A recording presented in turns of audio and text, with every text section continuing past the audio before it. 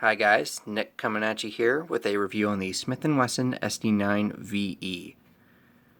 This is a two-tone 9mm handgun produced by Smith & Wesson as a sort of a budget option for those of us who can't, go out and afford a SIG P320 or something a little bit nicer, bit in a tight spot.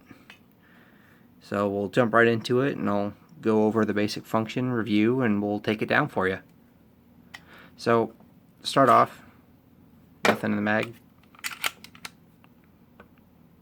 Chamber is empty for the safety nerds in the audience. And I'm going to start off with a basic overview of this handgun. Obviously 9mm Smith & Wesson SD9 right there. 16 rounds in the mag, plus 1 in the chamber, with a total round count of 17. Does not come configured like this from the factory. Comes with a crummy white dot that was a pain in the ass to get out of the front. So if you do plan on replacing this sight, just be aware of that. Overall price point, this gun comes in at about $350 to $400, just depending on where you live. I live in Washington. Well, lived. I don't live there anymore. Right now I'm in Montana. Free state. Price point after tax for me was about $380. Beforehand it was $350. So you're going to be spending probably about $350 if you live in a non-tax state. So keep that in mind. In terms of features, the gun is pretty plain Jane. Standard 3-dot sight configuration. I replaced mine with a high-vis Smith & Wesson M&P front sight, and that's a nice feature about this gun is that you can actually use M&P line front sights because they're made by the same company, drilled to the same spec, and milled and all that stuff. So that gets a thumbs up for me. I really like that. They do not use the same holsters though, so you will have to get a proprietary, that's the word I was thinking of, proprietary holster for this pistol.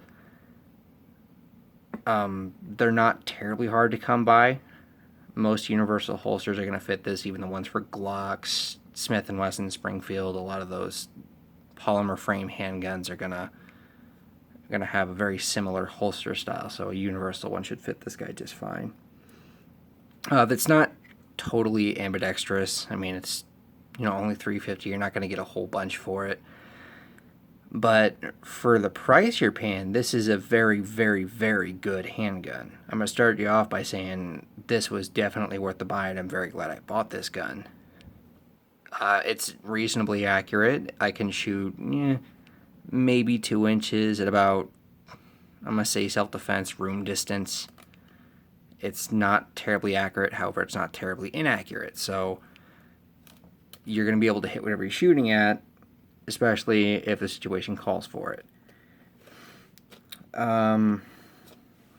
Reliability-wise, this gun has chewed through everything I've put in the gun. Everything. And I've shot over 1,000 rounds to this gun in the last year. Now, I know some people listen to me like, oh, well, that's not much. Well, for a handgun, that's definitely more than you would want to put through most handguns. And I can tell you that this gun will eat anything you put into it, whether it be tool ammo, high quality plus P, standard ball. It's going to use it, it's going to eat it, and that's awesome because that means there's no real restrictions on what you can put into it. The only thing the owner's manual really tells us not to do is to put plus P plus in the gun. So no super high pressure stuff. Other than that, you're pretty much set on whatever you want to shoot through it. I, for one, carry 115 grain Hornady Critical Defense in my gun. So, right out of the box, this comes with 2 magazines, both 16 rounds. Comes clean with the factory lube. Got rid of that instantly. Hated it. Also comes with one of those crummy gun locks, the ones that you could probably pick up at a dollar store. If dollar stores sell gun locks. Haha, bad joke. what else is there to say about it? The trigger pull. This is a double action pistol, so if you drop it, kick it, whatever, it is not going to go off. I give you my word on that.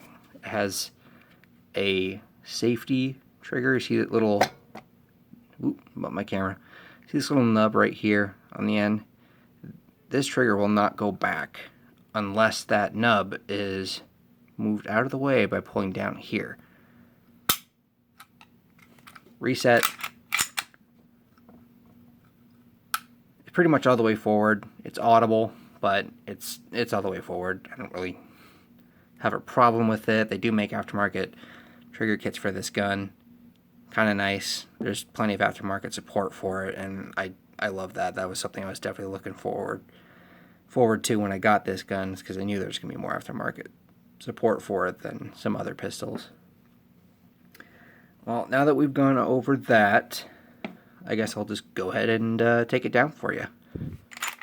So, first thing you're going to do, this is basically going to disassemble like any Glock. You're going to want to pull the trigger.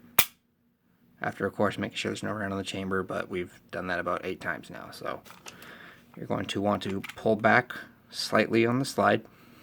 Get a hold of these tiny little nubs, which I really hate. Slide it off. Pull down on the disassembly spring, well, the recoil spring, and pull the barrel out. Straightforward, super simple, even a monkey could do it. You have to pardon my clumsiness, guys. I'm doing this all through a camera, so reassembly is basically the exact opposite of what you did. Just do it in reverse. I have the rails, and I'm stupid.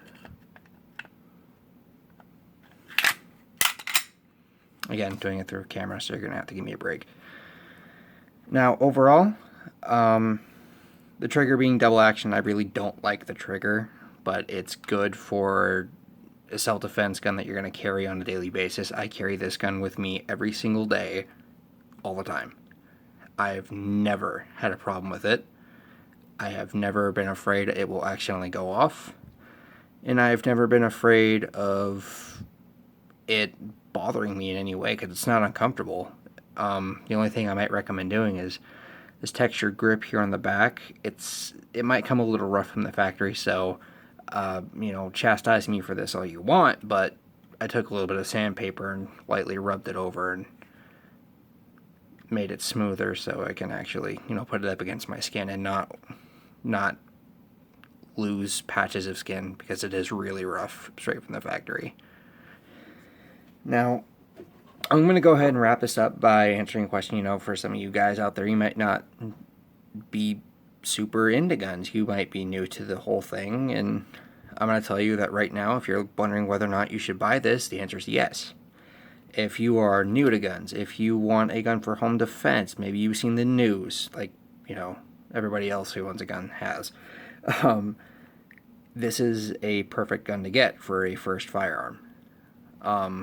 This is definitely not my first gun.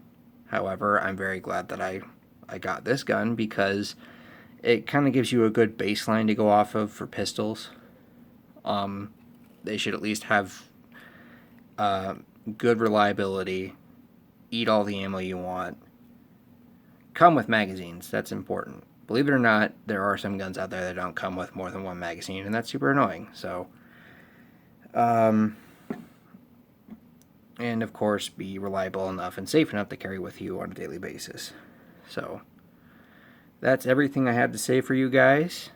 One final note, this does come in the one finish only. This is stainless steel, so there's no corrosion issues. So, that's awesome. And that being said, guys, that's all I've got to say about this gun. If you're in the market for a gun, don't want to spend too much, I would definitely recommend picking this one up. Thanks for watching, guys, and have a good day. Don't forget, Second Amendment is the most important of all of them, because it protects the rest.